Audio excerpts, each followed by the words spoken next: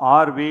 ரஞ்சித்குமார் என்னும் நான் சட்டப்படி அமைக்கப்பெற்ற இந்திய அரசியலமைப்பின் பால் உண்மையான நம்பிக்கையும் மாறாப்பற்றும் கொண்டிருப்பேன் என்றும், இந்திய திருநாட்டின் ஒப்பில்லாத முழுமுதல் ஆட்சியும் ஒருமையும் நிலைநிறுத்துவேன் என்றும், தமிழ்நாட்டு அரசின் அமைச்சராக உண்மையாகவும் உளச்சான்றின்படியும் என் கடமைகளை நிறைவேற்றுவேன் என்றும், அரசியலமைப்பிற்கும் சட்டத்திற்கும் இணங்க அச்சமும் ஒருதலைச் சார்பும் இன்றி விருப்பு வெறுப்பு விலக்கி பலதரப்பட்ட மக்கள் அனைவருக்கும் நேர்மையானதை செய்வேன் என்றும் ஆண்டவன் மீது ஆணையிட்டு உறுதி கூறுகிறேன்.